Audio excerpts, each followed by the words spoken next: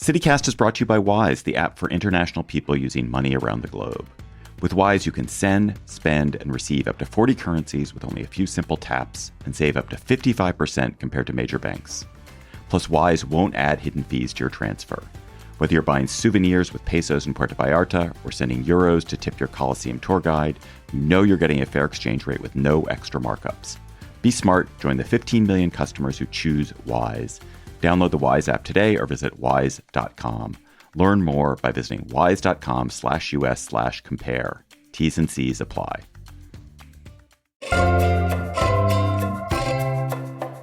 Today on CityCast Austin, now is the time to see the millions of bats that live under our bridges. It's the perfect late summer evening activity, and it's a great way to celebrate Merlin Tuttle Day.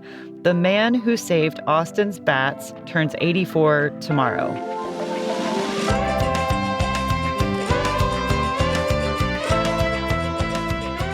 It's Monday, August 25th. I'm Eva Ruth Moravec, in for Nikki Devon, and this is what Austin's talking about.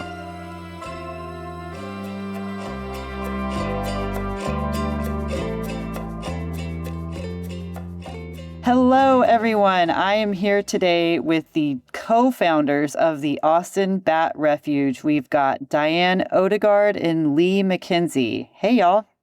Hey, good to be here. Thank you.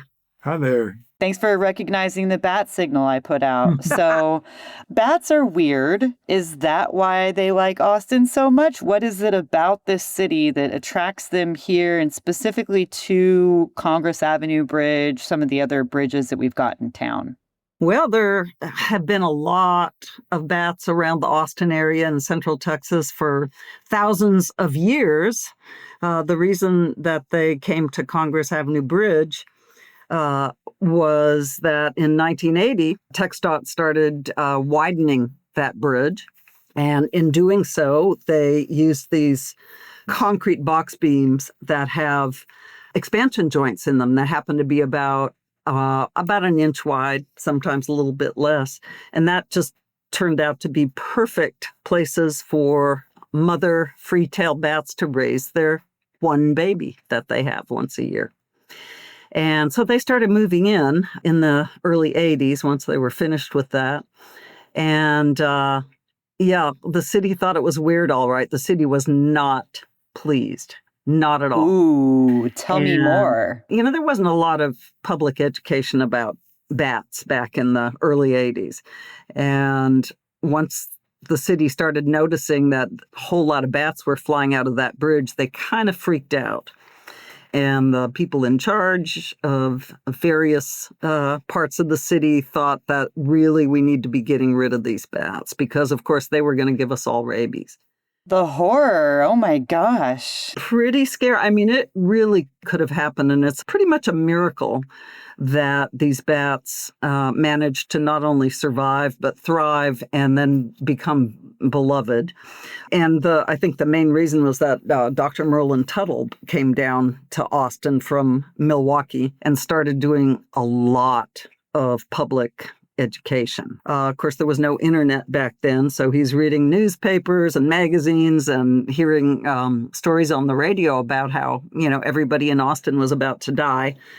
And so he moved his new organization, which was Bat Conservation International, down to Austin. And man, he just hit the ground running. He started doing education in the schools and the city center and told people that bats are great neighbors, told them about all the benefits of having insect-eating bats around Austin. And over time, it took some time. It was not overnight, but over time, people started to appreciate the bats. And, wow, the rest is pretty much history. So they had a hype man in the beginning that really changed their whole... Yeah, absolutely. I really think that Merlin saved those bats and saved the city from making an enormous mistake. How interesting. I think the kids that he went and talked to at the schools had a lot to do with it too. Yeah. Kids love bats. So they took that message home to their parents, and that is what I think really turned the tide. And when we do information tables down at the bridge nowadays, we have those children coming back to visit as full-grown adults with their own children, pointing up at the bridge and saying, "Look what we did." Yeah. That's so cool. It is really cool. Yeah. Wow. There are a lot of bat biologists out there in the country and around the world that saw bats at Congress Avenue Bridge when they were little kids and went on to become bat scientists. Oh my gosh, they're influencers. Yeah. One reason I really wanted to talk to y'all now is because, you mentioned TxDOT, the Texas Department of Transportation. Mm-hmm. Their construction is the reason why we are such a big magnet for these bats and have such a safe habitat for them. Mm-hmm. And yet now we have TxDOT ripping up Interstate 35. It's going to be an enormous long-term project, but there are other bat colonies that live underneath I-35. Is that correct? Yeah, there are, hundreds of thousands of other bats in Austin and in Central Texas that live under bridges. Elsewhere, the McNeil Bridge in Round Rock is full of bats. Probably it actually has more bats than Congress Avenue Bridge because it's a bigger bridge. There are more places for them to roost. Uh-huh. So we always call it the suburban bat colony. We are the largest urban bat colony. Oh, and are the ones underneath I-35 also Mexican freetail bats, or how many species are we talking about here in Austin? We're talking about freetails, yeah. You'll hear them called Brazilian freetails or Mexican freetail bats, and that's the same species. Okay, so what are y'all hearing from TxDOT about how do we keep them safe throughout this giant project? I think TxDOT's done a good job of planning the construction and thinking about the bats. They've been great about that all along. They have many biologists on staff, and they've had public hearings and been open to suggestions from most of us before the construction started. So I think they've been really great about having a strategic plan to mitigate any kind of disturbance to the bats or damage to the bats. I mean, it's going to disturb them. Yeah. But they started with Howard Lane. That was the first bridge that they started working on. Before they started working on Howard Lane, they built a bunch of bat boxes and installed them underneath Walnut Creek Bridge. So Walnut Creek Bridge was also getting rebuilt, but there's no bats in that one. That was not a concrete box beam bridge. So when they were taking that one apart, they installed bat boxes. When they took the lid off of it, they took the road off of the bridge, installed the bat boxes, then built the new bridge on top of it before they went to demolish Howard Lane so that the bats at Howard Lane would have an alternative roost. So I thought that was a pretty nice gesture and a good strategy to try to minimize or mitigate any harm to the bats. Wow, that is so cool. So they're building like an alternate spot for them. Are they taking to these new boxes? I mean, do we know? Yeah, Walnut Creek and Howard Lane are probably within a mile of each other. There's 8 or 9 local bridges that we patrol during the freezes, and we go under Walnut Creek as part of those bridge sweeps, and we haven't seen any evidence of guano accumulation underneath the bat boxes. So I don't think that they're occupied, but I think it's great that they planned that strategically for the bats to give them that option.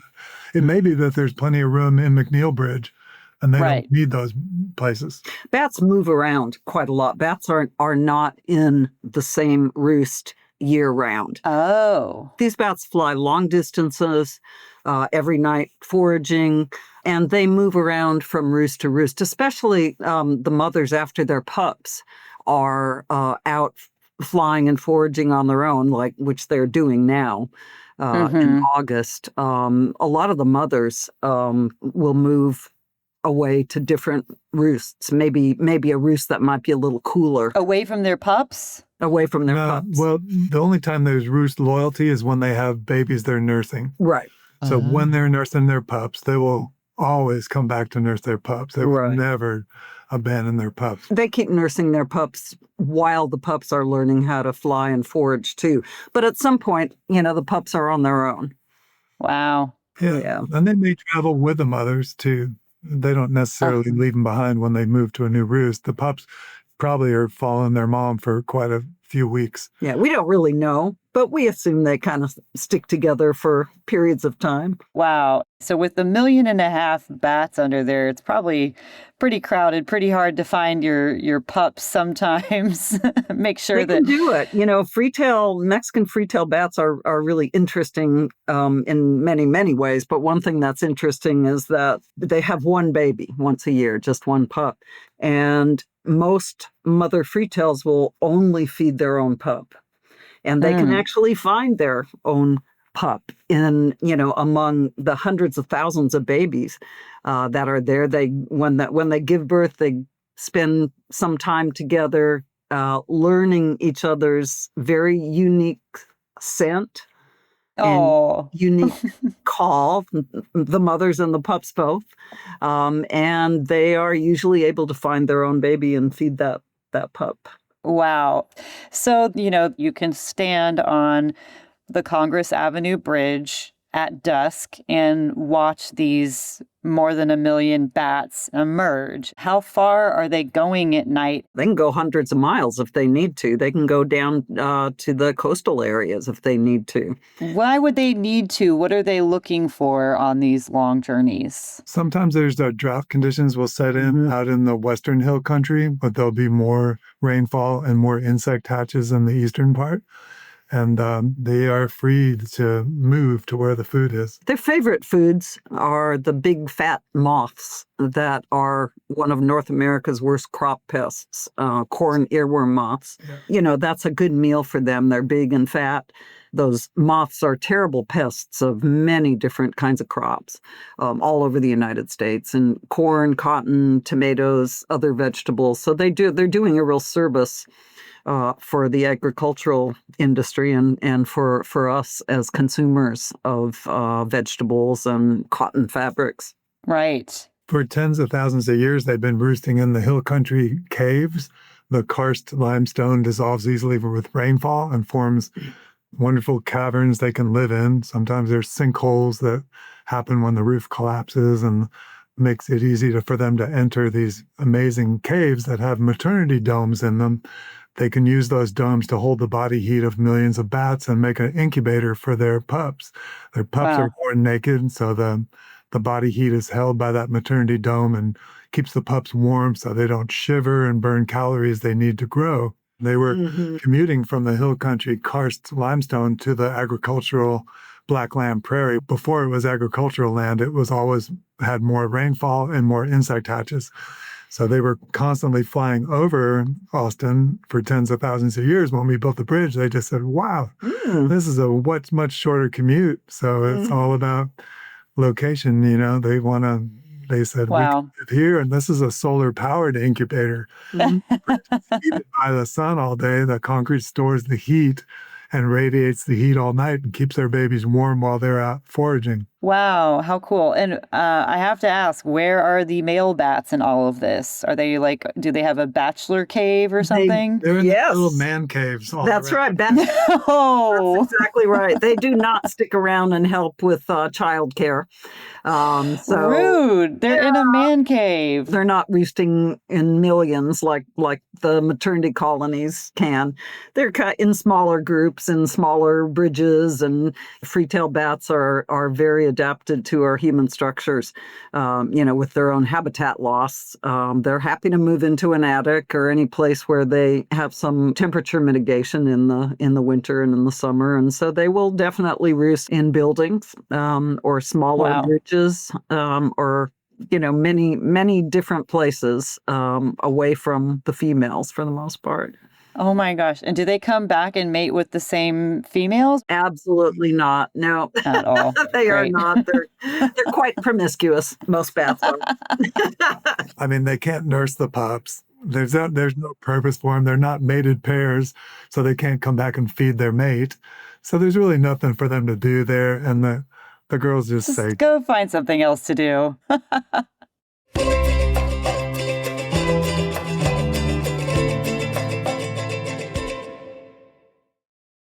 I imagine right now our bats here are not traveling very far for food since there's been it's been such a wet summer. But I'm curious, I understand like early in the summer is, when the pups are really young and maybe still nursing. Of course, this summer we had crazy, crazy storms and rainfall.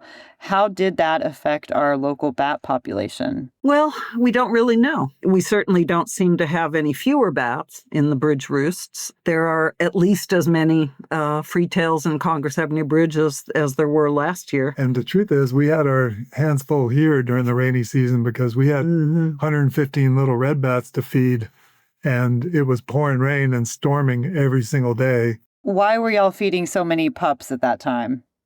That's kind of red bat baby season. Baby season is in the summer. We always get a lot of mostly red bat pups. We get some free-tails and some evening bat pups. There's several different species that are common and native to central Texas. So we usually have about 8 different species here at any given time. I think I was in a radio station at Co-op Radio when Lee was there. Yeah. Was that you rescuing a bat? Yeah. Probably, yeah. Yeah, we've been over there 2 or 3 times.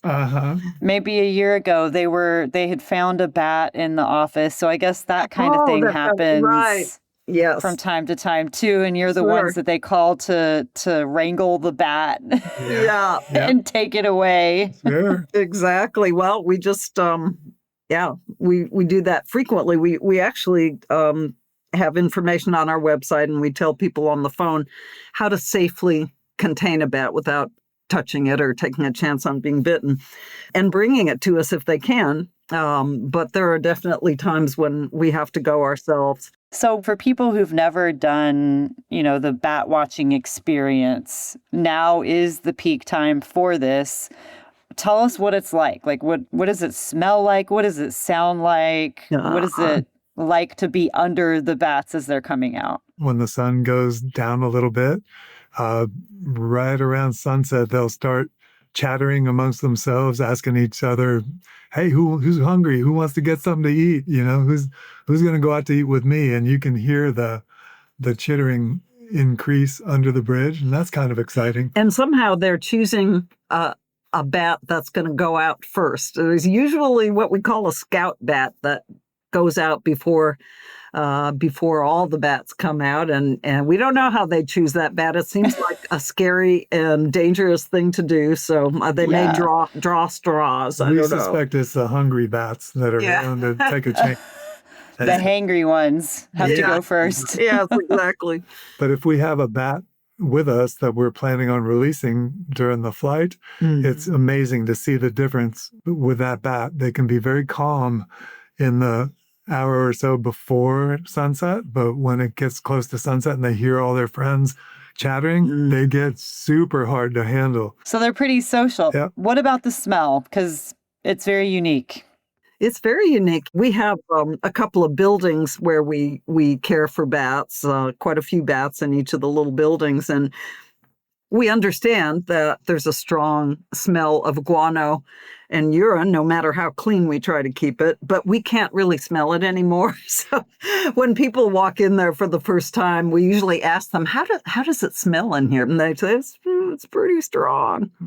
Yeah. It can be pretty strong under Congress Avenue Bridge on a humid day. Oh, too. Yeah. So, every once in a while, we try to convince people it smells like a corn tortilla factory. There's actually a paper written about this. There is some type of element that is in bat guano that is also in corn or in moss. No. And there is a similar smell. I'll have to find that paper. Oh my gosh, y'all are just ruining corn tortillas for the whole city of Austin now. Sorry about no more Mexican food. Sorry.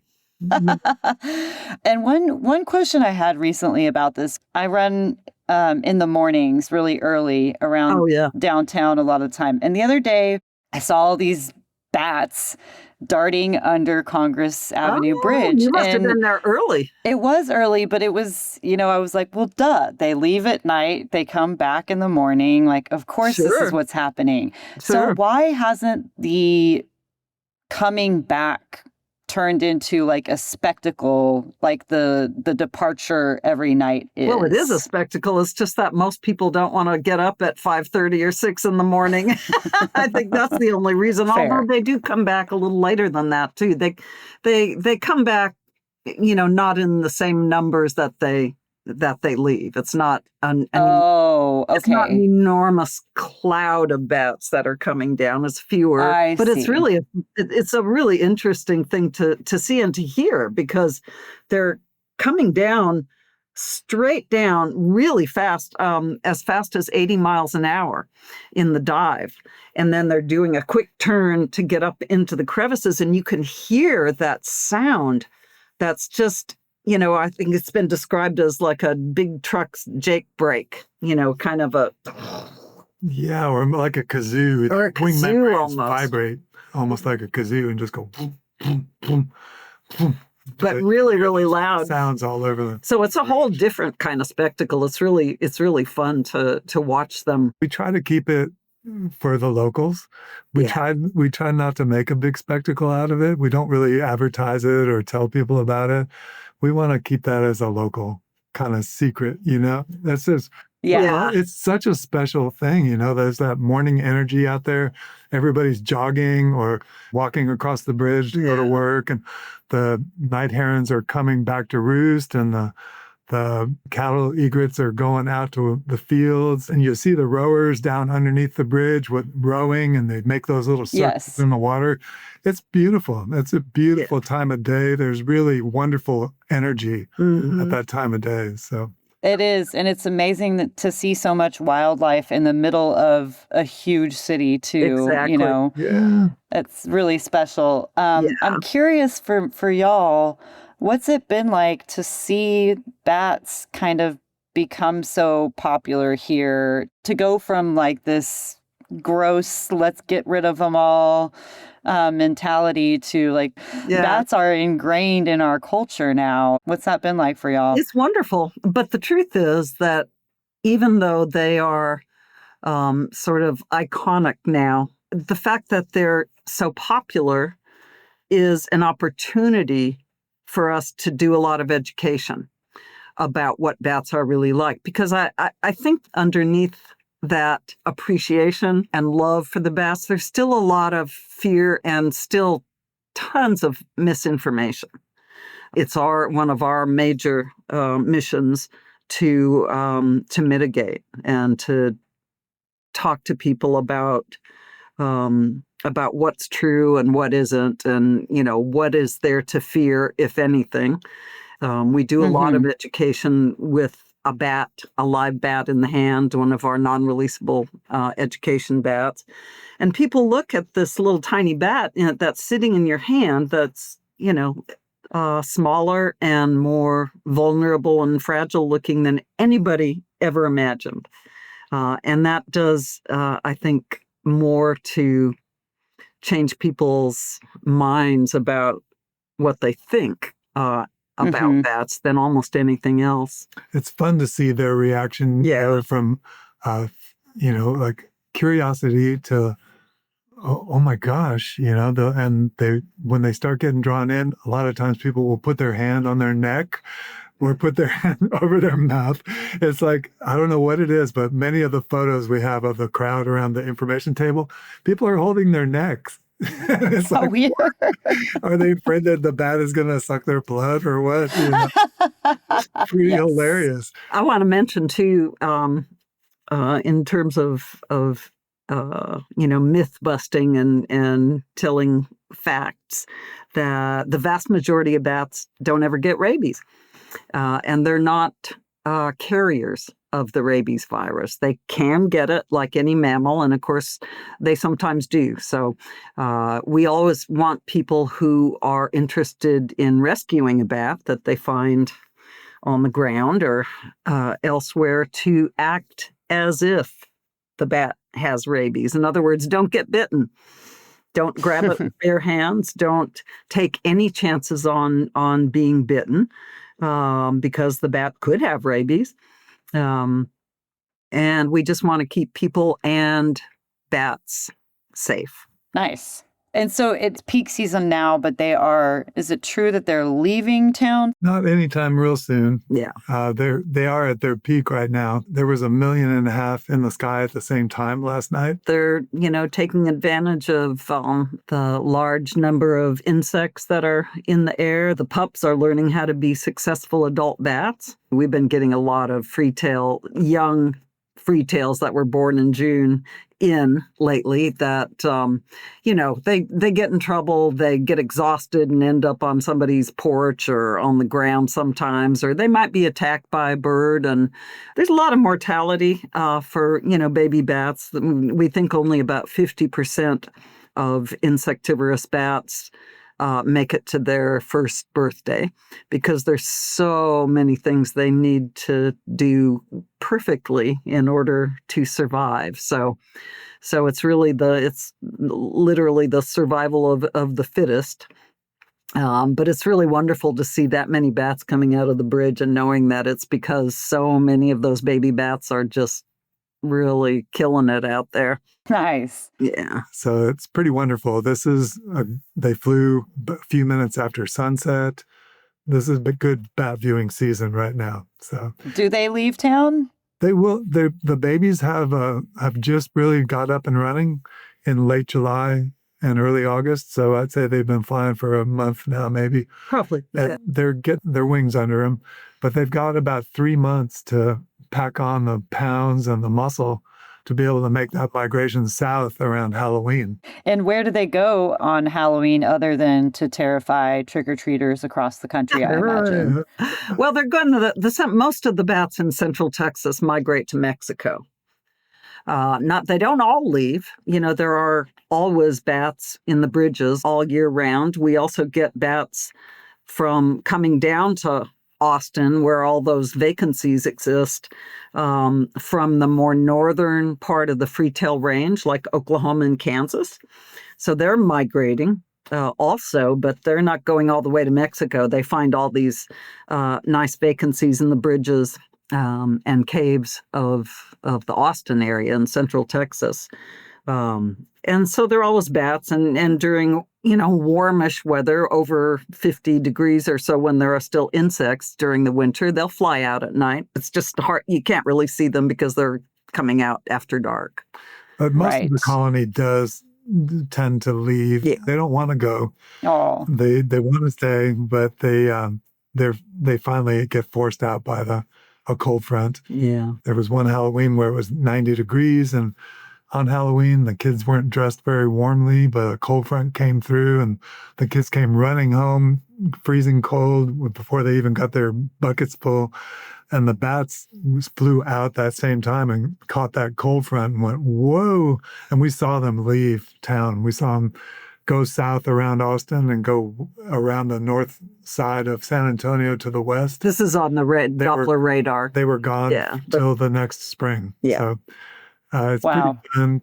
Traditionally they will have one big party at Halloween and then go to Mexico for a few months and come back for South by Southwest and have a big party. And then there's males and females at the bridge at the end of February, and it's party time at Congress Avenue Bridge for that next month before they split up into maternity and bachelor colonies. Oh my gosh. If the bridge is a rockin', don't look. You're going to see some weird bat sex probably. Well, Diane, Lee, thank you both so much for joining me today. And I guess, good luck with the rest of the bat season. Hope all the pups make it out safely and enjoy their winter in Mexico. Right. Thank you. Thanks so much. Thank you, Eva. This has been fun.